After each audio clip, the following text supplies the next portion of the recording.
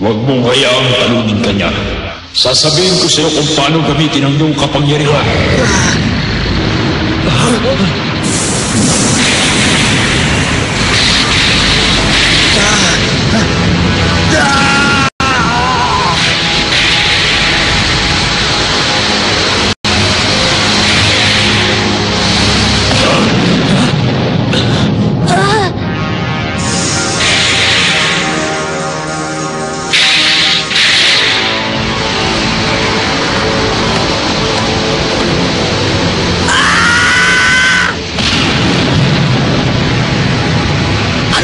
Sa kanya? Bakit ganun? Si Eugene naging long hair na!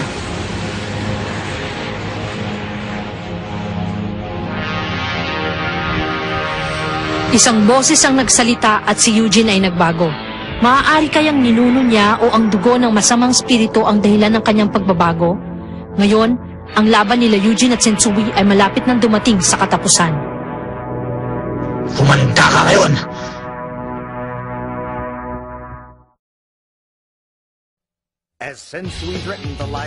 Bilang isang masamang bunga na may dugo ng masamang spirito mula sa kanyang mga ninuno. Pumunta siya sa mundo ng masasamang spirito para tapusin ang laban nila ni Sensui. Naging tapatan ang kapangyarihan sa pagitan ni Eugene at ni Sensui na ang bawat isa ay nagpapakita ng bilis, lakas na spiritual na kapangyarihan at determinasyon na manalo.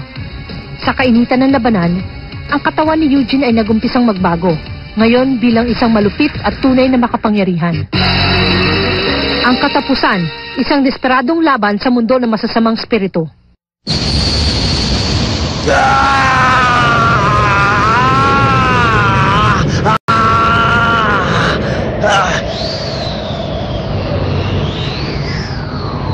Eugene!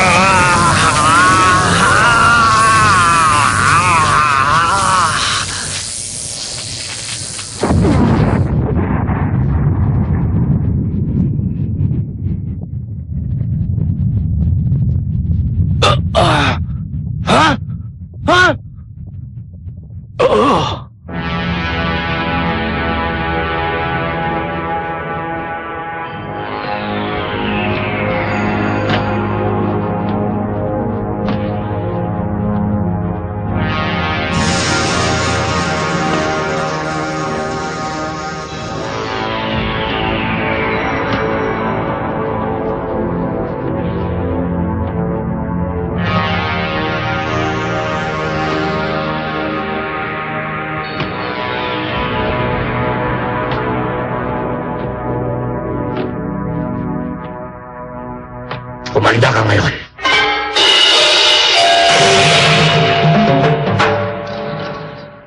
Anong nangyari kay Eugene? Siya ba talaga yan? Hindi ako makapaniwala sa nakikita ko. Hindi ko alam kung ano nagdulot ng pagbabago pero mukhang siya ay tuluyan ang nagbago bilang isang masamang bunga.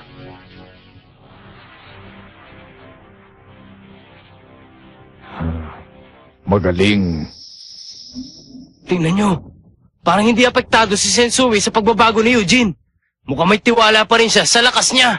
Hindi yun ang nakikita ko. Hindi lang si Eugene ang nagbago. Sa nakikita ko kay Sensui ngayon, nararamdaman kong siya ay mas malakas pa rin. Sa lahat ng aspeto. Mas malakas pa? Nung lumalaban siya sa kuweba, iba't ibang emosyon ang kanyang naramdaman. Pero ngayon wala nang bakas ng mga ito. Desidido na siyang manalo. Sang-ayon ako. Dahil si Sensui ay wala ng bakas ng awa o emosyon sa kanya ngayon. Ano yun? Talaga? Ha, hindi ko alam na may masamang dugo ka pala. Anong tinatawanan mo? Wala. Pakiramdam ko lang talaga ay napakaswerte kong tao. At bakit? Ang pagkakataon na labanan ng isang halimaw na tulad mo ay isang panaginip na nagkatotoo. Ha! Gagawin ko ang panaginip na yon na parang bangungot para sa'yo! Dapat mong matutunan!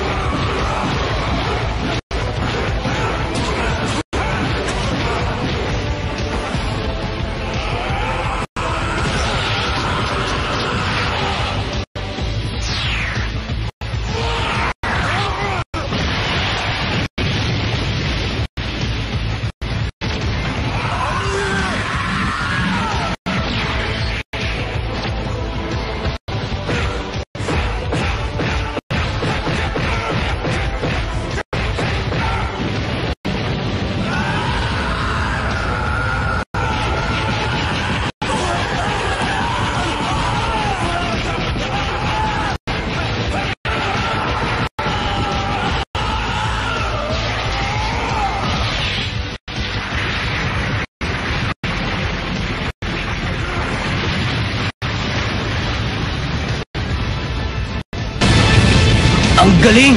Ibang-iba na siya ngayon! Hindi ko naisip na meron siyang tinatagong lakas. Mukhang ang mga ninuno niya ay mga Diyos ng digmaan. Siguradong walang pag-asa ang isang tulad ni Sensui na talunin siya. Sigurado yun.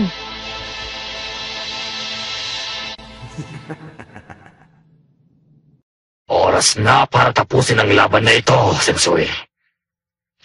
Manda ka! Tapos ka na.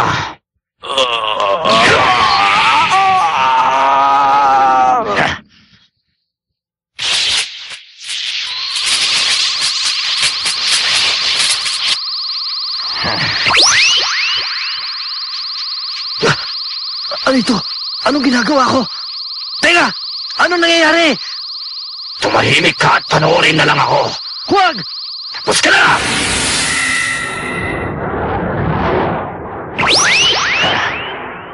Ha!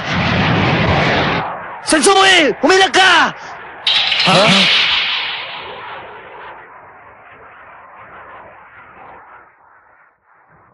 Ah! Ah!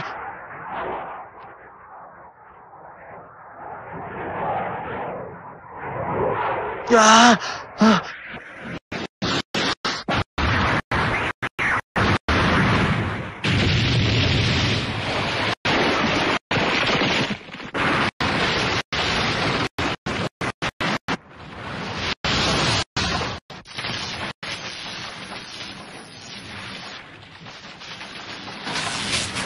Hindi ito, Mare! Ha! Ha! Teka, anong nangyayari kay Eugene? Anong pinagsisisihan niya? Ibinigay lang niya ang dapat, hindi ba? Oh, Umalis tayo rito! Mapapahamak lang kayo! Gusto niyo bang pare-pareho tayo mamatay dito? Goku! Papa! Sa tingin mo papapayag ako magawa niyong gusto niyo? Hindi ko hahayaang makauwi kayo ng buhay!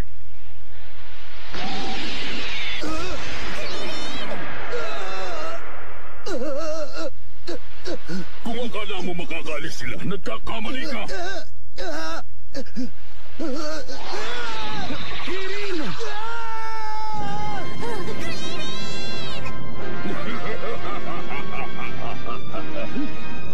Tumigil ka! Frieza!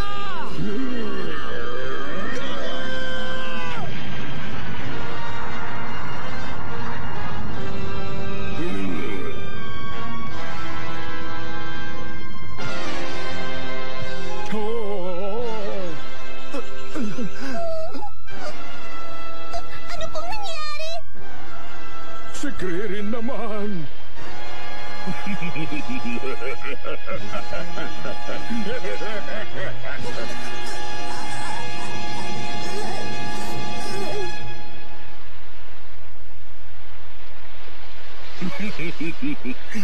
Yung bata naman ang isusunod ko. Magbabayad ka! Hindi ka na makakaligtas!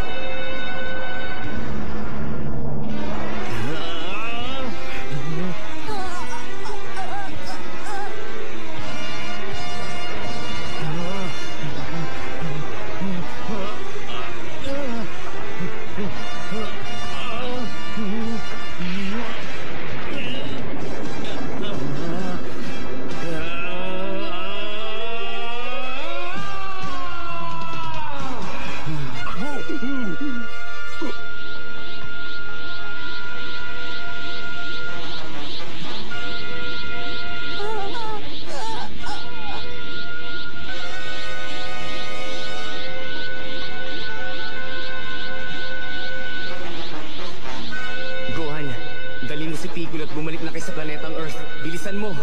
Nag-aagaw buhay na siya.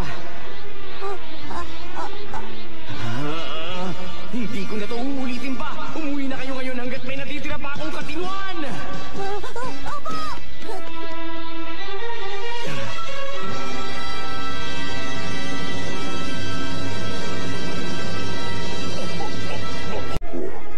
Ano ang ibig sabihin ng kanyang pagbabagong anyo? Kaya ba niyang labanan uli si Frieza sa pagkakataong ito?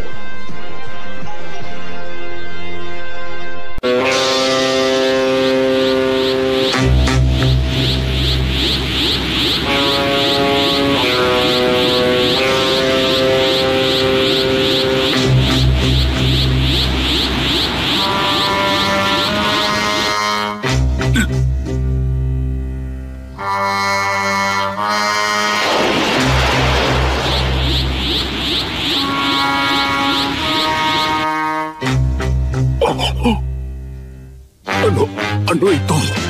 Bigla siyang nagbago ng anyo. Pero ang mga Saiyan, nagiging mga bakulaw lang dapat. Kaya paano ito nangyari?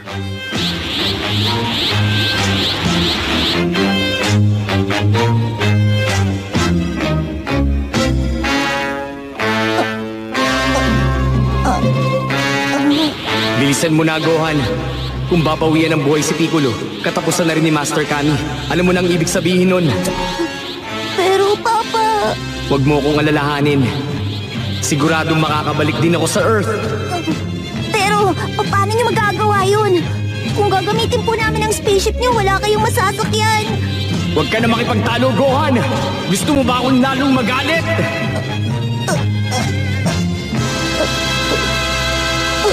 Papa...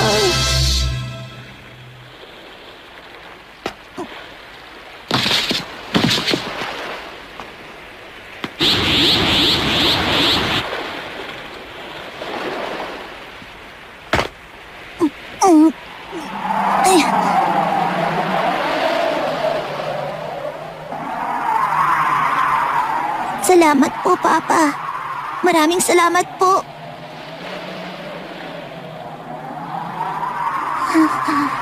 Maghihintay po ako. Alam kong makakabalik kayo ng ligtas, kaya hihintayin ko kayo.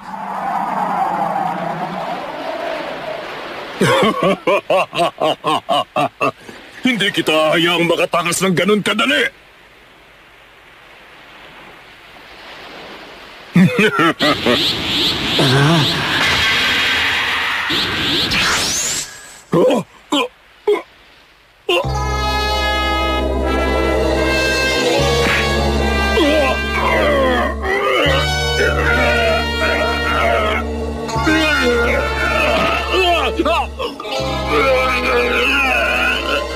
Itigil mo na ang kalokohan mo.